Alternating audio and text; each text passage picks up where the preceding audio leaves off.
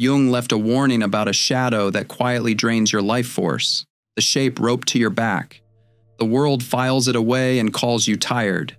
He gives the drain a name, the shadow, the part of you once judged too much, pressed down and kept down. And he measures what that pressing costs. In Zurich, around 1906, in his word association studies, Jung reads plain words to a patient and waits. Bread, table. Then one word, and the patient stalls. The breath catches. The skin gives up a hidden current. Jung calls it a complex. You carry one too, and each time it nears, something in you goes cold. Held down, the shadow spends your life force by the hour. Let up, it hands it back. This is the tiredness sleep never repairs. Until you see which way it runs, it chooses your life. Here is what the file shows. Why rest can never clear this debt, but something stranger. The thing draining you is alive.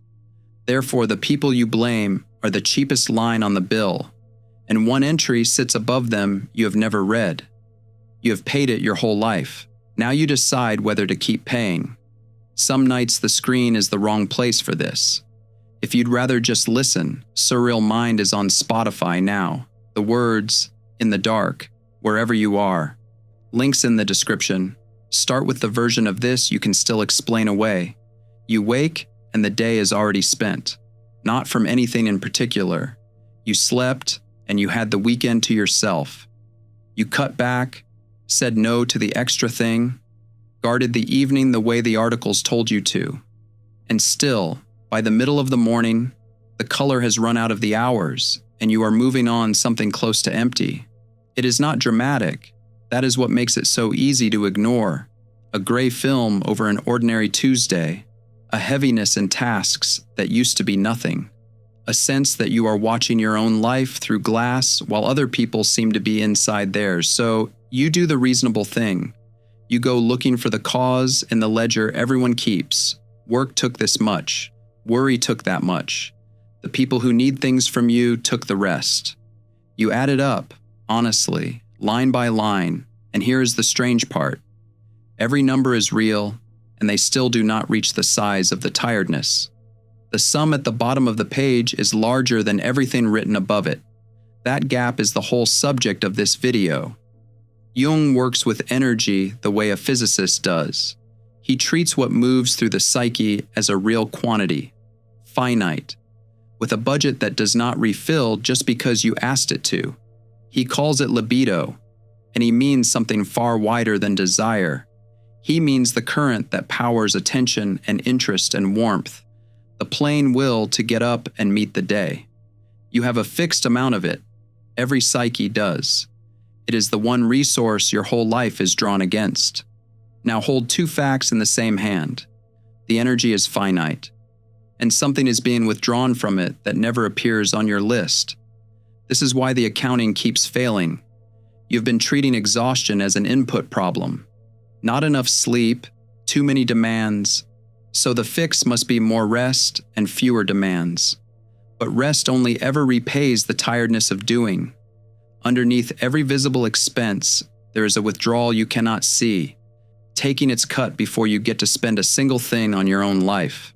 You keep topping up a tank that has a second hidden line running out of the bottom of it into somewhere you have never looked. Here's a distinction you can start testing tonight, and it is the first real tool in this video. There is a tiredness that comes from doing. You worked, you carried, you gave, and the body is honestly spent. Sleep repays it. You wake refilled or close to it. Then there is a tiredness that comes from holding. That one has a different signature entirely.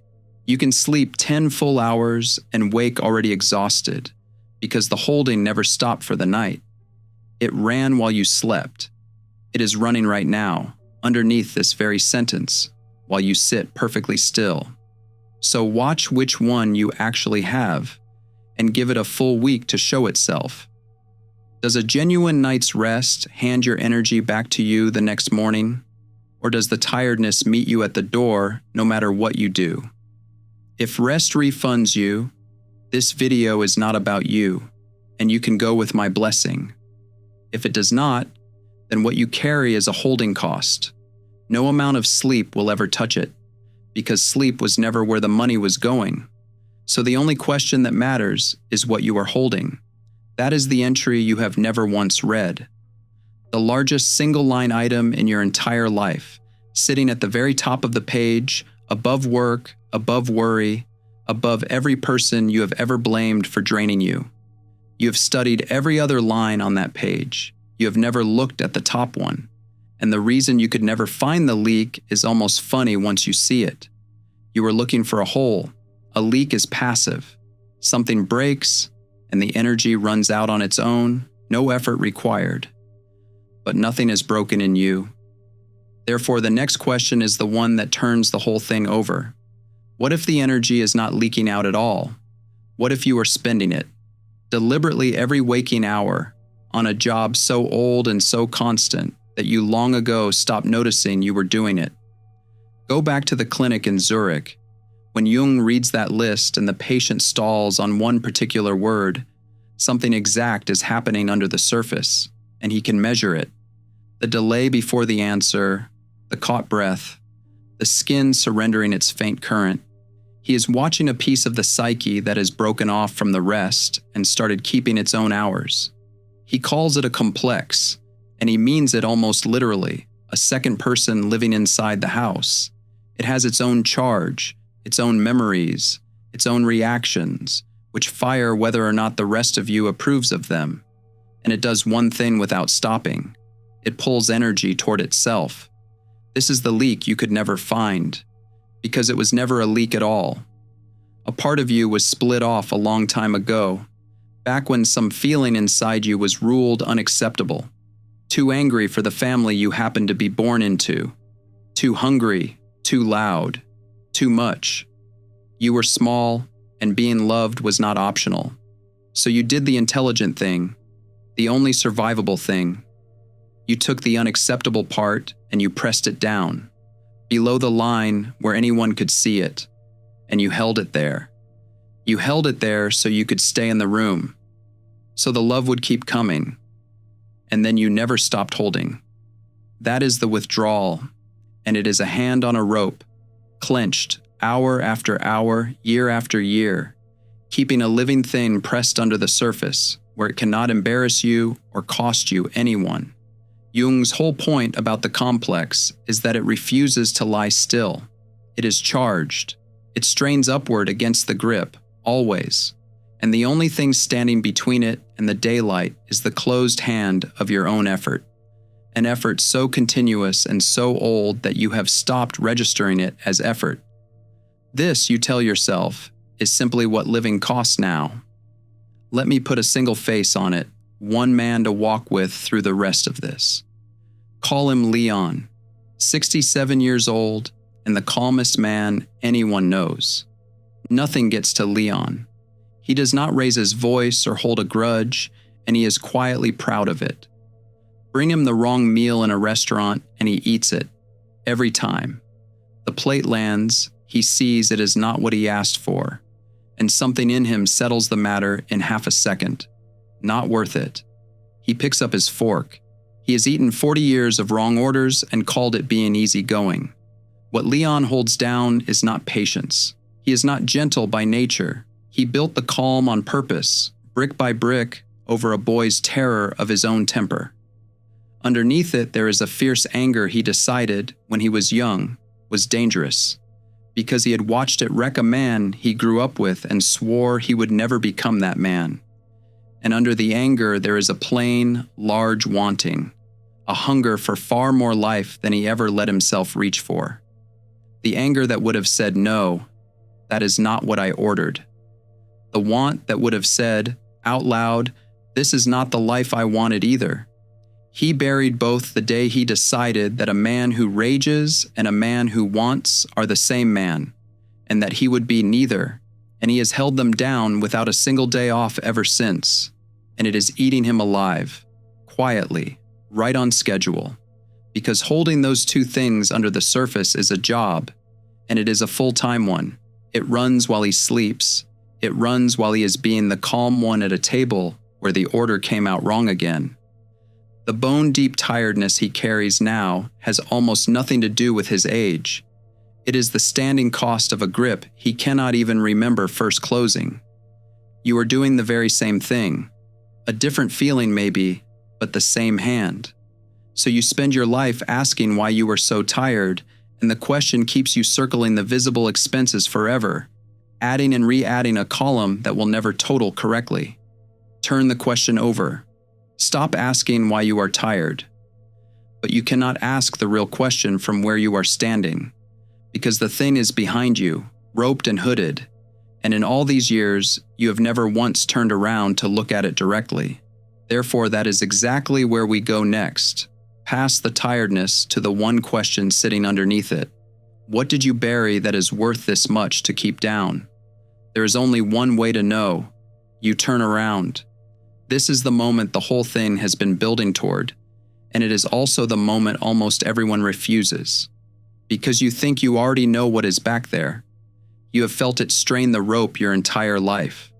Something you decided long ago was too dark to look at directly. A monster wearing your own worst qualities. The rage you are certain would burn the house to the ground if it ever got loose. The greed, the envy, the raw wanting that would turn you into exactly the kind of person you have worked your whole life not to become. Jung has a name for what you have roped and hooded and dragged behind you all these years. He calls it the shadow. It is the sum of everything you refused to be, the traits you judged unacceptable, the reactions you decided were beneath you, the whole disowned half of a person, pressed down and out of the light. And Jung is precise about one thing here, the thing that changes the entire account. The less of the shadow you recognize, the more autonomous and dangerous it becomes, until it starts to act on its own. The refusal to look is what gives it that power. The burial itself is what makes it strain against the rope. So you turn, braced for the monster, and the monster is not there. What lifts its head when the hood falls back is younger than you expected, and warmer. It wears your own face, from before you learn to hold it still. Its mouth is open, mid-sentence, as if it has been waiting a very long time to finish something it started saying when you were a child, and no one let it. And it is holding a color, the exact color that has been missing from your days, the one you have gone gray without and could never name, because the shadow was never only your darkness. This is what Jung will not let you forget. What you buried is alive with everything you were never allowed to become. The anger that would have drawn a line and kept you standing upright. The appetite that would have reached for the life you actually wanted instead of the one you settled into. The instinct, the spontaneity, the plain animal ease that got you called too much before you were old enough to defend yourself. Jung traces the shadow down past the personal, down into the old instinctual ground we share with every creature that has ever drawn breath. And what he finds down there is the root of the living thing. The heat of a person is kept in the very place they were taught to be ashamed of. What you buried was a sun, sunk in the mud, and you have spent your whole life sitting on the lid. The cruelest part is that nobody warned you. While you were doing it, the burial wears the face of growing up. You swallowed the anger and got called mature. The world keeps 100 kind words for a person quietly strangling their own life, and not one of them warns you what it costs. And the part under the hood never aged the way you did. It stopped at whatever age you first learned to hold it down. And it is still that age now, frozen mid-sentence, holding the exact want you were shamed out of. It has waited there at full strength the whole time, which is exactly why holding it under costs so much. A dead thing would have been free to carry. Leon learns this the day his hand slips. The waiter sets the wrong plate in front of him again and turns to go. And before Leon can stop himself, a sentence comes up out of him, low and level and entirely his own. No. Bring me what I asked for. 5 words. And in the few seconds after them, before the old shame arrives to apologize on his behalf, He feels something he's not felt in decades. Call it aliveness, a heat moving through a chest that has been cool and reasonable for 40 years. That is the color under the hood. That is precisely what he has been spending his life to keep down. If a word for it surfaced just now, the way Leon's just did, put it in the comments before the guilt talks you back out of it. Even 4 words. The part I kept down was the most alive one. But here is where the recognition almost always stops too soon.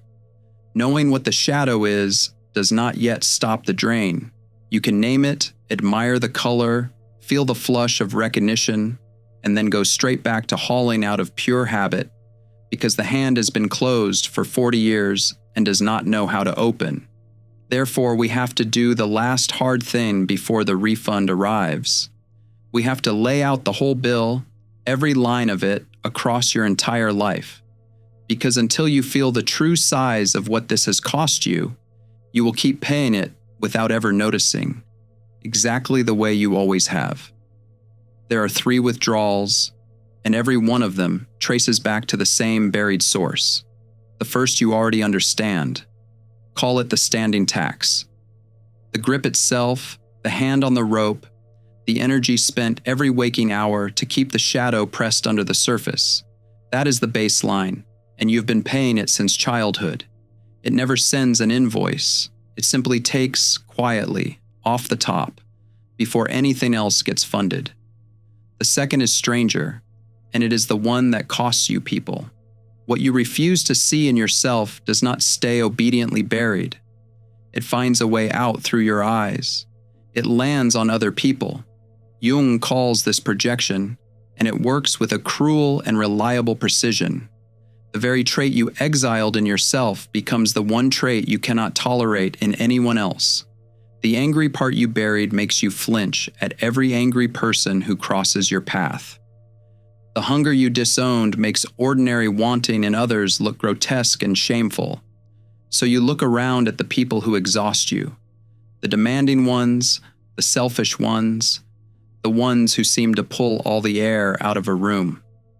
And it never once occurs to you that some of them carry, out in the open and unashamed, the exact thing you have roped and hooded behind your own back.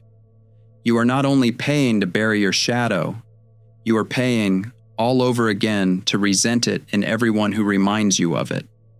This is why the people you blame are the last and cheapest line on the bill. They are real. Some of them do take from you, and you are allowed to say so, but they are only the projection. The source has been behind your own back the whole time. Cut every last one of them out of your life, and the tiredness stays exactly where it was, because the hand never opened. You would only go and find fresh faces to carry the same disowned freight, and blame them too.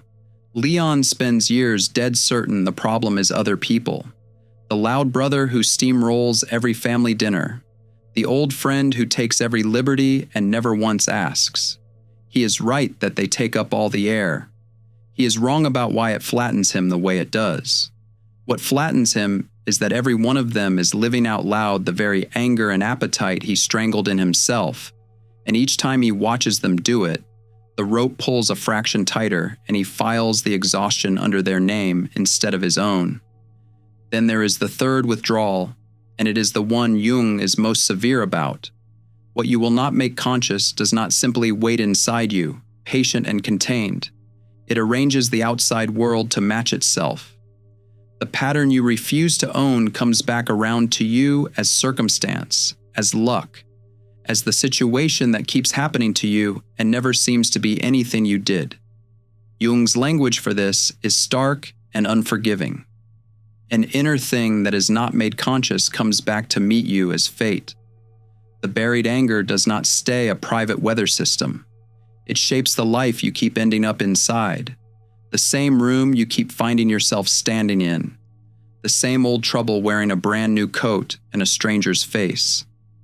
And each time it comes back around from the outside, it charges you all over again. You pay to bury it. You pay to resent it in others. And you pay a third time to survive the situations it quietly builds for you while you swear, hand on heart, that you had nothing whatsoever to do with them. One buried thing, 3 separate withdrawals, compounding for decades.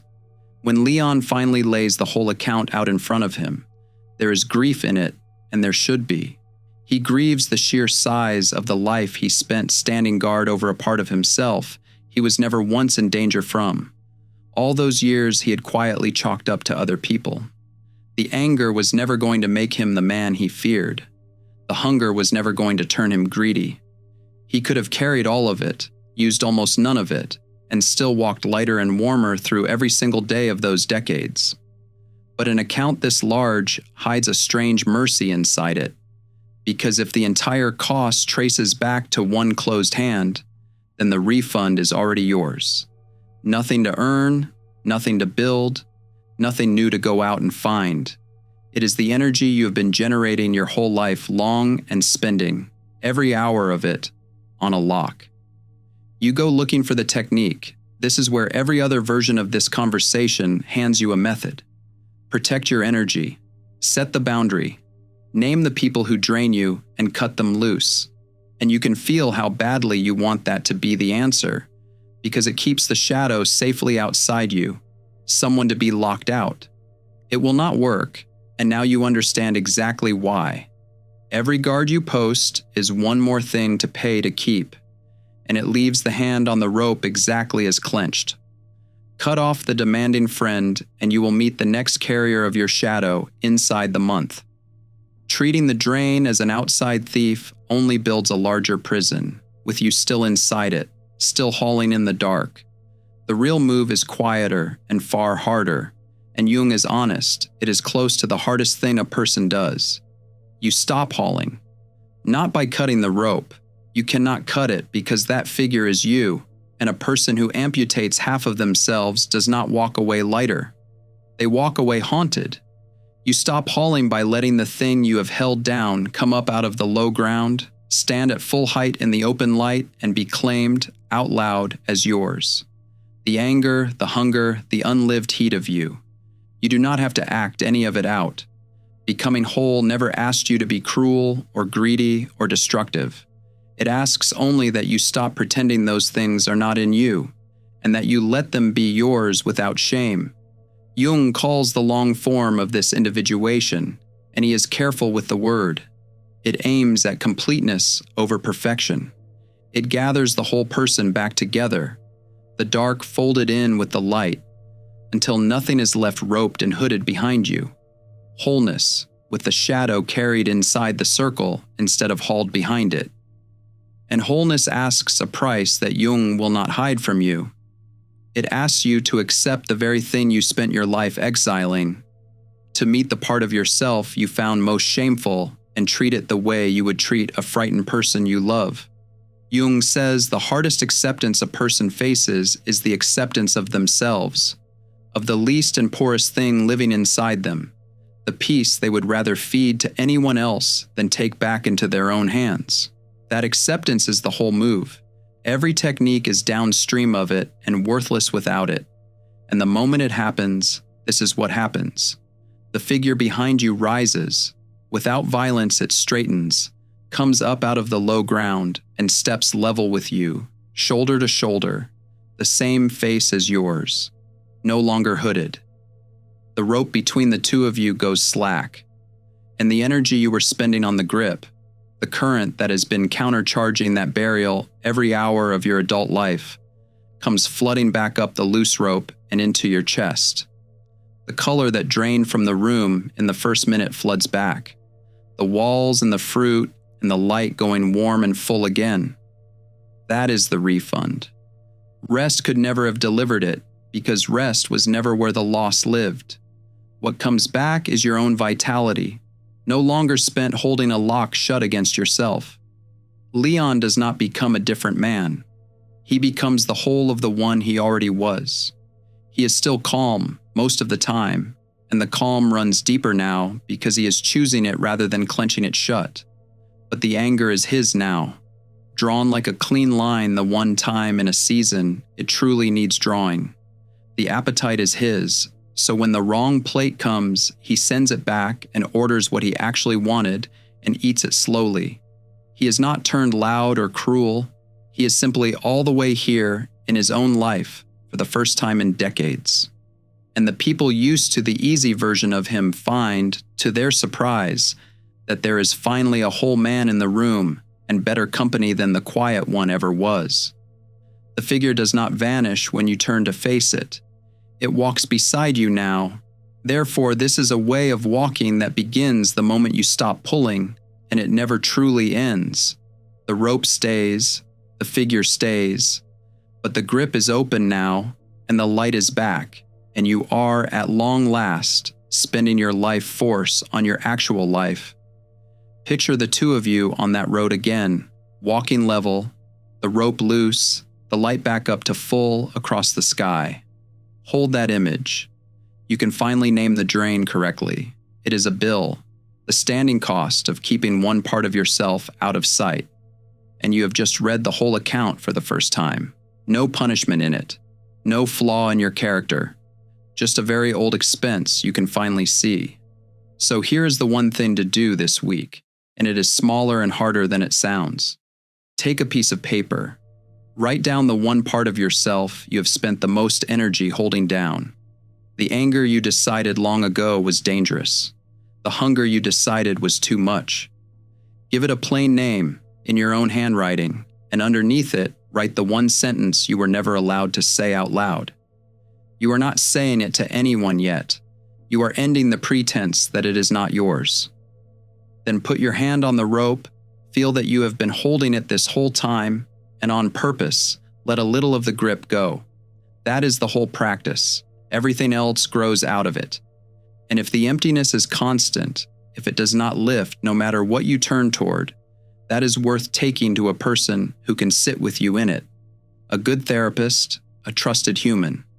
This describes a felt experience. It does not diagnose anything, and it is no reason to stop any care you are already inside. Before you close this, name the part you have been paying to keep down, the one that was waiting under the tiredness the whole time. Mine is, I was the one draining me all along. The figure is still beside you, still warm, still yours. What you carried all those years was the part of you that knows how to be alive, and it has been waiting this whole time for you to set it down beside you and let it walk. Empaths aren't broken, they're alchemists in progress. The Alchemist's Path gives you drills, Jung-based boundaries, and 3 exclusive chapter videos to turn overwhelm into clarity. By Surreal Mind, 236-page downloadable ebook in stock. Begin now at thesurrealmind.com.